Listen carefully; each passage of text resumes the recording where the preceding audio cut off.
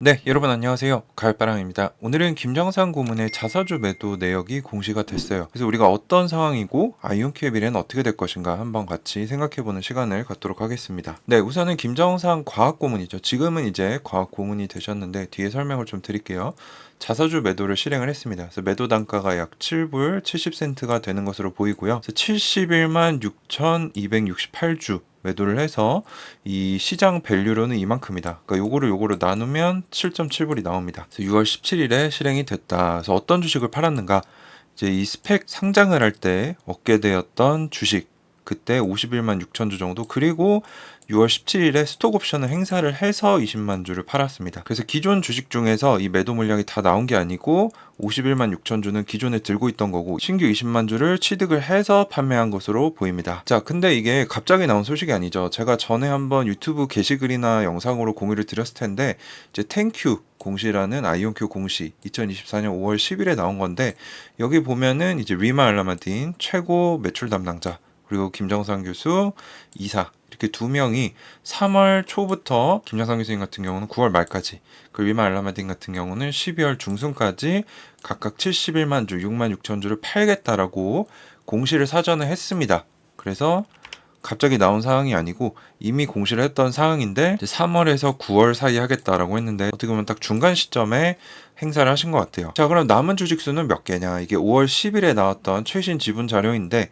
이때 김정상 교수님 가지고 있는 주식이 뭐 가족들에게 증여한 것도 있고 신탁으로 묶은 것도 있고 해서 846만 주였는데 아까 제가 말씀드렸던 게 스톡 옵션으로 20만 주를 얻은 다음에 이제 71만 6천 주를 판매했다고 했죠. 그래서 지금 남은 주식은 거의 800만 주입니다. 그래서 전체 아이온큐 주식의 한 3.76% 정도 되는 지분을 여전히 소유하고 계시고 총 가지고 있던 주식의 8% 정도를 매도했다. 그래서 지금 보시면 뭐 피터 제프맨 CEO도 한 4% 정도 가지고 있고 크리스 먼로 교수님은 우리가 사임하고 주식이 줄었을 거라고 생각했는데 오히려 늘었다라고 말씀을 드렸죠.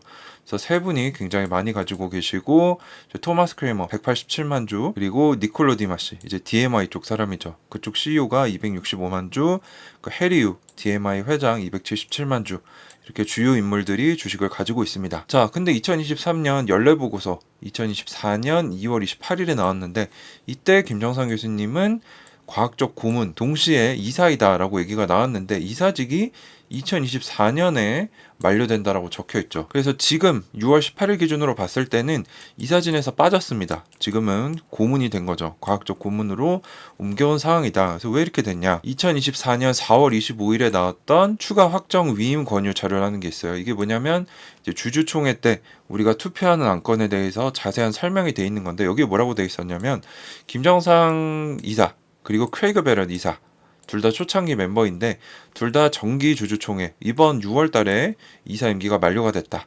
그래서 벨 박사와 김 박사는 정기 주주총회에서 이사회 재선에 출마하지 않는다. 그래서 이사회 규모를 10명에서 2명이 빠진 8명으로 줄이겠다라고 미리 사전에 얘기를 해줬습니다. 그래서 저도 공부를 하면서 발견한 사항인데 이렇게 이미 이사에서 내려와서 고문이 될 거를 예정이 돼 있었다는 거죠. 자, 그래서 이게 이제 창립자들 먹튀하고 나간다 뭐 이렇게 말씀하신 분들도 있는데 저도 이제 현직의 교수님 또는 이제 기업을 창립한 교수님들도 제가 직접 몇 분 만나보면서 물어봤는데 원래 이 교수님들 성향이랑 이 사업을 운영한 사람들의 성향이랑 조금 다르다고 합니다. 물론 잘 맞는 분들도 있겠지만 그래서 보통은 창립을 하고 회사 규모가 커지면은 서서히 뒤로 빠지는 게 일반적이다라고 얘기를 하고요. 좀 더 잘 운영할 수 있는 이런 피터 제프맨 CEO 같은 사람을 이제 사업을 맡긴다는 거죠. 그래서 그런 식으로도 이해를 해볼 수 있을 것 같아요. 물론 어떤 거를 믿으실지는 여러분들 선택입니다. 자, 아이온큐 지금 큰 주가 차트를 보면은 지금 제가 5월 달에 갔을 때 주가가 급등해서 5불에서 20불까지 갔었는데 지금 큰 흐름은 이렇게 흘러내리고 있죠. 재밌는 거는 고점이 떨어지면서 저점은 또 이렇게 올라가고 있습니다. 그래서 수렴을 하면은 이게 한 7월 초중순쯤 될 것으로 보이는데 이걸 이제 삼각 수렴 패턴이라고 하죠. 이렇게 되면은 보통 위아래로 크게 변동을 합니다. 그래서 어떻게 될지는 모르지만 우리 희망은 이제 이때 뭐 금리 인하도 이뤄지고 아이온큐 매출도 크게 나오면서 올라가길 바라는데 어떻게 될지는 지켜봐야 된다는 거죠. 많은 분들이 오해를 하시는 게 그럼 왜 아이온큐만 빠지냐 이런 식으로 얘기하시는데 한번 보자는 거죠. 지금 4대 지수를 비교해 보면은 지금은 소위 말해서 AI가 묻은 주식들 소수만 강세를 보이는 장을 보이고 있습니다. 그래서 특히 나스닥이나 S&P 같은 이런 지수에 그런 주식들이 많이 포함되어 있죠. 그래서 얘네들은 계속 올라가고 있지만 이제 다우 같은 경우는 그 노출도가 좀 적기 때문에 지금 조금 올라가다 부진한 상황이고요. 중소형주 러셀 2000 지수 같은 경우는 오히려 박스권을 크게 못 벗어나고 이 위에서 계속 부딪히고 있습니다. 그리고 지금 시장의 투자 심리를 볼 수 있는 공포 탐욕 지수를 보면요. 지금 증시가 사상 최대치를 갱신한다 그래서 좋을 것 같잖아요. 실제로 보면은 공포입니다. 왜 공포인가? 공포 탐욕 지수를 구성하는 요소들 7개 중에 2개를 보면은 S&P 500이 확실히 125일 이동 평균선에 비해서는 많이 위에 올라와 있어요. 그래서 매우 탐욕이다라고 하지만 실제 이 뉴욕 증시에 상장된 주식들 중에 52주 신고가를 찍는 종목 대비 신저가를 찍는 종목이 훨씬 많습니다. 그래서 그 부분에서는 매우 공포다. 즉 지금 증시가 과열됐지만 그 과열의 주 원인은 AI 그리고 빅테크들이다. 그 소수만 끌어올라갔지 지금 중소형주들이나 이 양자 관련된 섹터는 좋지 않습니다. 그래서 아이온큐만 떨어진다. 이거는 이제 여러분들이 공부해 보시면 잘못됐다라는 걸 이해하실 수 있을 거예요. 자, 그러면 이제 중소형주가 좋아지려면 이 자금 여력이 좋지 않기 때문에 금리 인하가 있어야 됩니다. 그래서 아마 9월쯤에 지금 보시면 기준금리가 5.25에서 5.50인데 여기죠. 근데 9월 달이 되면은 이제 인하가 됐을 것이다라고 보고 있고 전문가들은 이제 올해 한 번 내지는 2번 금리 인하를 할 것으로 보고 있어요. 지금 그래서 AI 묻은 주식들이 계속 소수 강세를 보이고 있는데 이 하반기 올해 말쯤 되면 이게 바뀔 거다라는 예측이 많습니다. 이때 되면은 중소형주가 오를 것이다라고 보고 손빠르게 옮겨가는 월가의 헤지펀드들도 있고요. 자, 그래서 저에게는 좀 정리를 해보면 6월 17일에 김정상 고문이 예정돼 있던 71만 주 자사주 매도를 약 주당 7.7불에 했다. 현재 잔여 주식은 800만 주 정도로 아이온큐 지분의 3.7%로 여전히 많은 주식을 가지고 있다.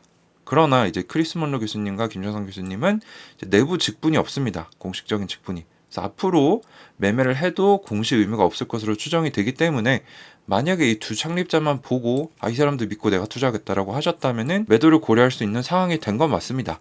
이 사람들이 뭐 진짜 안 오를 거라고 생각해서 판 건지 또는 뭐 지금 돈을 좀 내가 한 9년 정도 열심히 일했으니까 수익 실현을 좀 해서 보상을 받겠다 뭐 그런 사정이 있을 수도 있는 거죠. 뭐가 맞는지는 저도 모릅니다. 그래서 여러분들이 알아서 판단하셔야 되는 거고 하지만 제가 보는 건 이거라는 거죠. 하반기에 5천만 달러 규모의 계약이 나올 거라고 했고 시애틀 공장이 완공이 돼서 100명이 근무를 하고 있고 40건 이상의 채용 공고 적극적으로 넓히고 있고 공장에서 5대의 프로트 엔터프라이즈 이게 35EQ죠. 그래서 한 대는 퀀텀 바젤이 사는 거고 나머지 4대는 거의 판매가 확 실시됐다라는 언급을 했고요.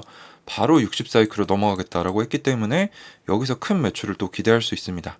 여기에 이제 스위스 퀀텀 바젤과 함께 유럽 양자 데이터 센터도 구축을 하고 있는데 최근에 제가 인재 동향을 봤을 때 시설 관리자랑 사업 개발자도 채용을 했다라고 말씀드렸죠. 그래서 저는 이 회사의 큰 흐름을 보면은 이제 초기에서 이제 중견기업 정도로 넘어가는구나. 지금 회사 규모도 한 350명 정도 되잖아요. 그래서 우리나라로 치면은 한 중견기업까지 올라왔는데 특히 올해 예상 매출을 한 4천만 달러 정도로 보고 있는데 작년 대비 한 70에서 80% 정도 성장한 수준을 보고 있고요.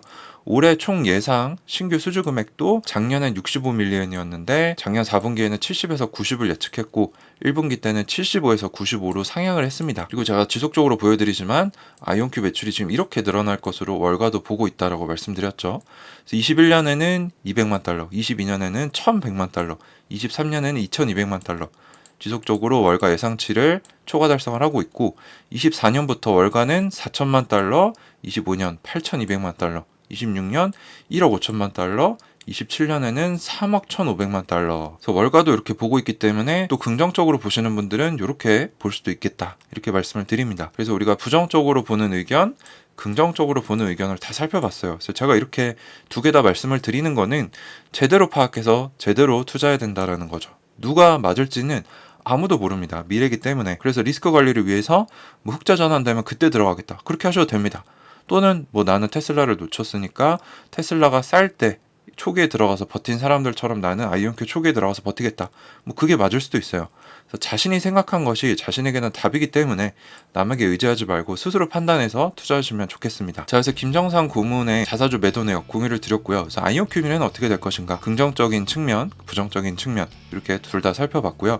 그래서 어떻게 될지 저도 모릅니다. 저도 이제 큰 비중을 가지고 투자를 하고 있지만 여러분들도 이런 것들을 같이 살펴보시면서 무엇이 옳을까 고민해보시고 현명하게 판단하시면 좋겠습니다. 네, 도움이 되셨다면 구독 한 번씩 꼭 부탁드리고요. 다음 시간에 또 뵙도록 하겠습니다. 감사합니다. 가을바람이었습니다.